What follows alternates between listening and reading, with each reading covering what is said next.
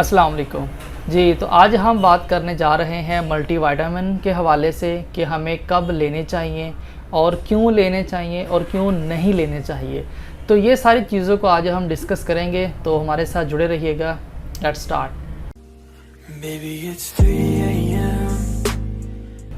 जी, तो पहले हम बात करेंगे कि मल्टीविटामिन जो है वो हमें क्यों लेने चाहिए। तो अगर आपको लगता है कि आपकी जो खुराक है, जो आपकी डाइट है, अगर वो डेफिशिएंट है, खुराक की आपको लगता है कि काफ़ी सारी कमी है, मेरी फ़लाँ चीज़ में नहीं पूरी हो रही, या कुछ ख़ास चीज़ को आप टारगेटेड करके देख रहे हैं कि वहाँ पे ये चीज़ की कमी आ रही है, तो आप ज़रूर मल्टीविटामिन लें, आपको उसकी ज़रूरत है तो।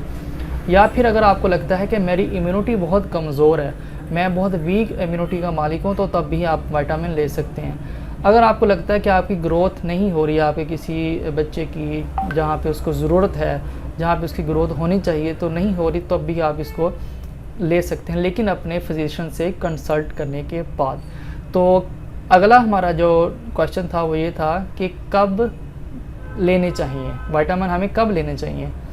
तो विटामिन हमें हमेशा फूड के साथ लेने चाहिए, आप खाने के दौरान ले लें या खाने के फ़ौरन बाद ले लें, तो ये आपने इस टाइम पे लेने होते हैं। लेकिन आप कभी भी उसको विटामिन्स को, मल्टीविटामिन, जितनी भी इस तरह की चीज़ें हैं, फूड सप्लीमेंट को आप खाली पेट नहीं ले रहे।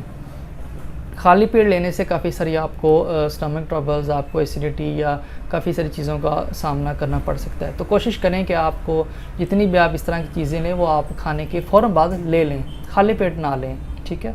तो अब इम्पॉर्टेंट टॉपिक ये है कि हमें क्यों नहीं लेने चाहिए और कैसे नहीं लेने चाहिए। जी, ये सबसे इम्पॉर्टेंट टॉपिक है जिसकी वजह से वीडियो बनाना मैंने मुनासिब समझा कि विटामिन हम अक्सर में ख़ुद ही लेना स्टार्ट कर देते हैं कि आप फार्मेसी पे गए हैं तो आपने देखा कि मैंने फ़लाँ ली है, तो ये देखें ये एक अच्छी चीज़ है, वहाँ पे लिखा होता है कि हड्डियों को मजबूत करने के लिए, फ़लाँ चीज़ के लिए, तो दिखने में लग रहा होता है कि बड़ी अच्छी चीज़ें हैं तो हमें ले लेनी चाहिए, और हम अक्सर इस तरह ले लेते हैं बिना किसी से कंसल्ट किए अपने डॉक्टर से, तो हम चीज़ें लेना स्टार्ट कर देते हैं। तो हमें उसकी डोज़ का भी नहीं पता होता, बस जो ऊपर लिखी होती है या जो वहाँ पे किसी फार्मेसी बैठे बंदे ने बता दी, जो को फार्मासिस्ट भी ना हो, तो आप लेना स्टार्ट कर दें तो आपके लिए वो ख़तरनाक हो सकती है। तो सबसे पहले आपने क्या करना है कि अपने किसी डॉक्टर से मशवरे के बगैर मल्टीविटामिन नहीं लेने। इससे क्या होगा, क्या आप क्या करेंगे कि आपको जिस चीज़ की ज़रूरत नहीं होगी वो आप लेना स्टार्ट कर देंगे, तो आपकी बॉडी को उससे नुकसान होना शुरू हो जाएगा।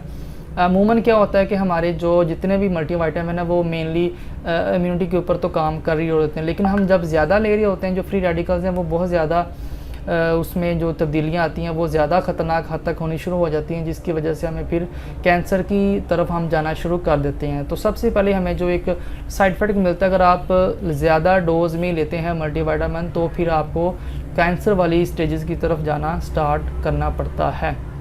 या फिर अगर आप बहुत लंबे अरसे तक लेते हैं, आपको कभी भी 2 से 3 माह रेगुलर इस्तेमाल के बाद नहीं लेने चाहिए विटामिन, तो अपने डॉक्टर से कंसल्ट करें। अगर तो आपकी कंडीशन कोई रेयर इस तरह की कंडीशन है तो आप ले भी सकते हैं, लेकिन अपने डॉक्टर के मशवरे के साथ। आप अपनी मर्ज़ी से, या आपको किसी ने अगर कहा भी है तो आप देखें कि ये आपको कितनी देर लेना है, ये ज़रूरी चीज़ें हैं आपके लिए, ठीक है। एक मुनासिब अरसे तक आप उसको यूज़ करें, रेगुलर खाते ही ना जाएं, आपको नुकसान हो जाएगा। तो सबसे ज़्यादा जो लोग यूज़ करते हैं, आपने देखा होगा कैल्सी की टैबलेट के नाम से मशहूर है, CAC+, इस तरह के नाम से वो काफ़ी मशहूर चीज़ें हैं, तो वो काफ़ी सारी लेते हैं। तो वो अगर तो आप उसको एक जहाँ पे आपको ज़रूरत है तो ठीक, अदरवाइज़ हम क्या करते हैं, एम ही ले रहे होते हैं, ये जी हड्डियों को मजबूत करने, कैल्शियम भी बड़ा अच्छा होता है, तो वो आपके लिए नुकसानदेह हो सकता है। आपको किडनी स्टोन उससे हो सकते हैं, आपको उसके हार्ट डिज़ीज़ आप उससे हो सकती है। आपको बाकायदा रिसर्च अगर आप करें तो आपको मैं अगर हो सका तो नीचे लिंक में उसका डिस्क्रिप्शन में लिंक भी शेयर कर दूंगा कि आपको किस तरह से जो कोरोनरी आर्टरी की कैल्सिफिकेशन हो सकती है, आपका जो हार्ट है वो ट्रबल में जा सकता है। आपको सुना होगा कि फ़लाँ के स्टंट पड़े हैं हार्ट में, ये इशू हो गया, फ़लाँ इशू हो गया, तो वो सारी इन्हीं चीज़ों की वजह से होता है। जब कोरोनरी आर्टरी में कैल्सिफिकेशन हो जाती है, वहाँ पे ये जो कैल्शियम है वहाँ पे जमना शुरू हो जाता है, जब ज़्यादा हम इनटेक इसका ज़्यादा करते हैं, तो काफ़ी सारी प्रॉब्लम आपको हो सकती हैं, और आपको जैसा मैंने पहले बताया कि आप कैंसर की तरफ जा सकते हैं। तो इन चीज़ों के नुकसान हैं बहुत ज़्यादा अगर आप उसको एक हद तक नहीं लेते।